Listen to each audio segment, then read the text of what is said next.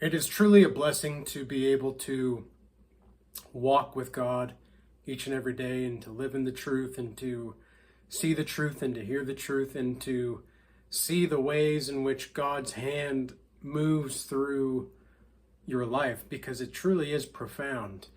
And every day is saturated with meaning.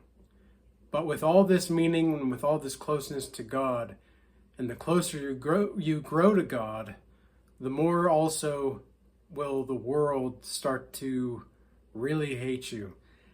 The people that are closer to God, or that are on the path, the narrow path to God, they're going to recognize your light, and they're going to see that this is somebody that maybe they can learn from, or that they can take inspiration from, or they can just be themselves around. And I get that a lot. I get that with many different kinds of people telling me that they always just feel like they can be themselves around me, even if they're not perfect. And that's the hope, I don't want anybody to not feel like they can't be authentic around me. But the more authentic you are, and the more radiant your life is with the presence of God surrounding you at all times, so many people are just going to start to hate you for no reason. It's like another day, another person tries to end you. Another day, another person tries to test you. Every single day, I've got people trying to test me or to end me.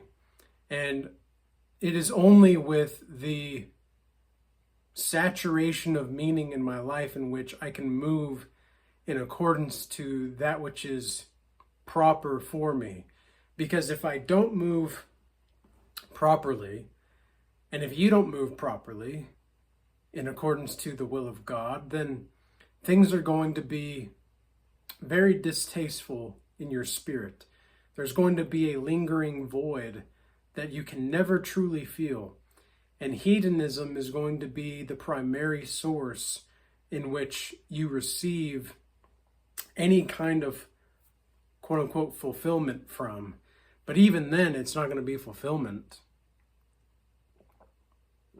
And you know what I've noticed is many people nowadays, they would rather have nothing above them if it meant that they would be a completely self-seeking, purposeful existence that they would be living. And it seems to me that they're very prideful. These people are very prideful. They don't want to have anything above them, not even God. And that's where things start to get a little, for me, because I know when I've cursed God in the past, and I found myself to be really distrusting toward God. I didn't see the reason in which he was doing these things, because even though the Stoics also, and I was studying Stoicism at the time, the Stoics believed that God was the Logos, or this ever reasoning force of nature. It wasn't necessarily a person you can relate to, unlike the doctrine of the Bible. And so you don't get that personal relationship to God. But I think it's actually more profound, and there's not necessarily more to lose, but in a sense there is more to lose when you have a relationship with God that's personal. And so these people that are very prideful, that don't want to have a personal relationship to God, they want to continue to seek God outside of themselves. They want to look without, and they don't want to look within.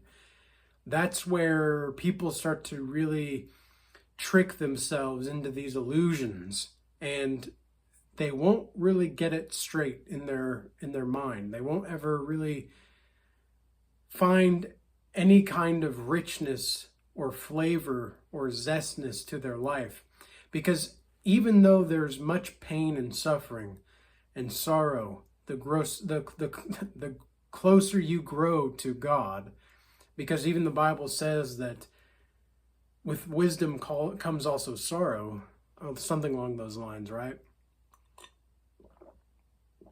And so we have to recognize that wisdom is going to be more resourceful than anything else in this life.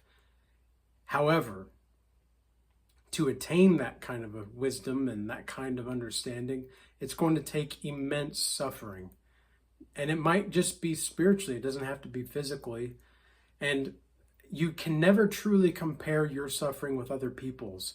This is one other thing that these prideful people do, is they try to compare and contrast levels of suffering. And it's like, when you get to do that, that's where the mind starts to play a lot of tricks on you, and you start to compete for who's the most or the biggest victim. And do you really want to go down that route? Do you really want to go down that road? Because that's going to be a place where it's going to be filled with rigidity, hopelessness, and a feeling of unfairness. And that's not going to really help anybody. Even if it might be a little bit true to some degree, it's not going to be really helpful, or there's not going to be any true utility in discerning that kind of a thing. And especially, you're not going to actually be able to discern anything if you go down that route. But all of these people that are trying to destroy you or to play games with you and whatnot, trying to get you off your square, you just have to make sure that you have an exclusive aim toward that which is good, true, righteous, and beautiful. Because you may have a lot of passion, for example, and a lot of these prideful people do have a lot of good passion. But unfortunately, the passion is not transmuted into a sense where it's for those characteristics of godliness that I just mentioned, which was the justice and mercy and goodness and truth, etc. Those kinds of things people aren't going to be too interested in, because most people have a proclivity to want to steer away from accountability and responsibility, even if they are seemingly responsible or accountable on the outside. There's going to just be this semi-resistance there almost always from most people. And the reason for that is because you have to let part of yourself die whenever you take accountability for something that maybe didn't go right or didn't go the way that you planned. There's going to be a way in which you have to let go of this idea of who you thought you were or who somebody else was.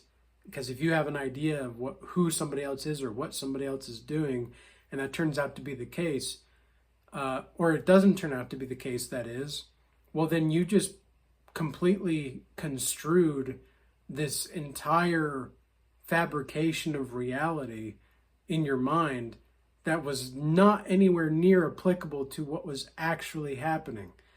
And that tells you one of two things. It means you're not paying attention enough, or you've been way too naive about the nature of reality and the way that people are operating nowadays. You see, there's a deep insight and mystery to the lack of wisdom that people have, and these kinds of people that don't have this kind of wisdom. There's a profound understanding that can take place in your mind, and it's to remain humble, but also to make sure that you're not just taking things from anybody. You're not playing these kinds of games. You're not letting people walk all over you. You're not letting people tell you how you ought to live your life. Now, the only person that you should listen to on how ought to live your life is the Most High God. And if you don't have a relationship to God, well, then the best way to start is to just practice prayer. And you don't necessarily need to know what you're doing, or you don't have to say things that are going to sound particularly nice in all of these churches and whatnot, because a lot of these pastors or bishops and whatnot in the churches, they don't really know what true relationships toward God look like behind closed doors, because oftentimes these are the hypocrites that proclaim their faith in public, but in private, they're the ones doing all this abnormal, weird stuff. And so, excuse me, this is something that Matthew 6:5, I believe, excuse me, is talking about with the hypocrites. Somebody really doesn't like me talking about this right now, because, I'm getting this sense of a spiritual attack at this moment. But no matter, we will continue on and we will carry on, because this is something that needs to be said. Well, this is going to piss off somebody, so whatever. What else is new? I'm just being who I am. This is another thing that you're going to be encountering on your life, and in your life, and on the path to righteousness and to everlasting life, is that you just being who you are is enough to piss some of these people off. It truly is remarkable. It truly is amazing that everybody that is not actually living in accordance to faithfulness and the laws and statutes and commandments of God, they just completely hate you. And, in some sense, I can understand where the hate comes from. But in other ways, it's like, we're not even doing anything to these people. That's the weirdest thing.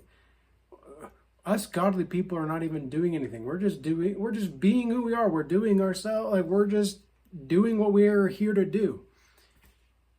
And I'm here to spread the good news and to spread a message and to give a message unto the people that have eyes to see and ears to hear.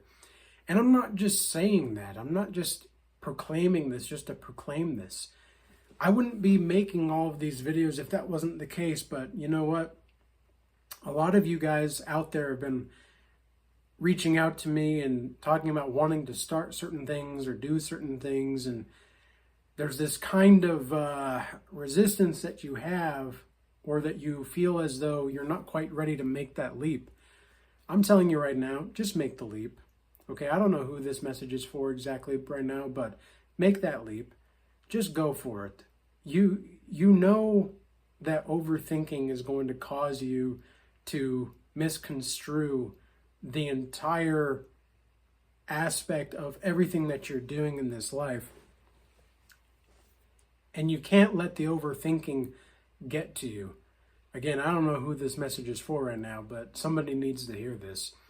Stop overthinking and look around you and move forward in accordance to that which you know to be true, and have faith and move in faith toward the good, the true, and the beautiful, and the just and the merciful.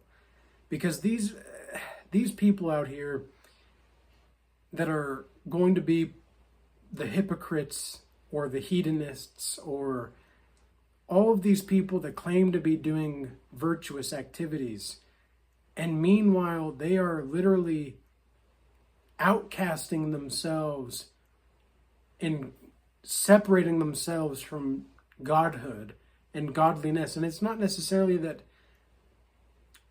I'm using this as a quality. I'm not necessarily saying that it's a noun. It's a quality of being, godhood and godliness. And so stay focused, continue what you're doing. Don't let these people try to talk you out of your purpose. Okay? Because your purpose is going to be bigger than you. And I had no clue what God wanted me to do when I was in my early 20s. I'm in my late 20s now. I had no clue what God wanted me to be doing. All I really wanted to do was to learn how it was to be a kid again. Because for my whole life, I had felt like I had to be an adult. And it was only when I was learning how to play with a form of seriousness, it's like a serious form of play. Only when I was able to do that, that I was able to also really come into my being as a man. And I think that this can translate not just to other men, but also to women. So with all that being said, I hope this message was useful and insightful for you. Perhaps it resonated or was relatable for you. There was a few things that were in this message that I genuinely think that some people in particular needed to hear. But if you are looking for a godly community to join in which we are growing in mind, body, and soul every single day, we have the Regal Change community and the Regal Change Academy. So the Regal Change Academy for the Discord is free, and it's available for anybody that wants to join, and the link in the description box below. We have an ebook as well as meditation guides, fitness guides, healing guides, etc. Then in the paid community, we have, right now we're doing a Stoicism class series starting in a couple days from now. It'll be an 8-week class series that we have, and enrollment is still open for a couple days, but after that, it's going to be a no-go.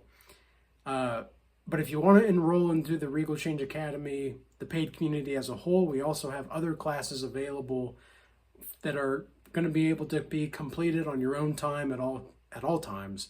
We have the Godlike Savage workshop, meditation workshop, the dream interpretation workshop, narcissistic healing, AI optimization, entrepreneurship, all these different forms and aspects of really doing something more with your life. And they're going to be basic building blocks for you. Okay. Also, in the Regal Change Academy, the paid community, we have a weekly Bible study call, a weekly Regal Assembly call, and we're now doing weekly Maps of the Psyche classes. So that'll be different from the class series. The class series is more in depth and more catered toward your personal and interrelationship goals and all that kind of stuff. So how to apply those certain principles into your own life, etc. I want to appreciate everybody moving from the YouTube platform over to X, Rumble, and Instagram. I appreciate your guys' extra support.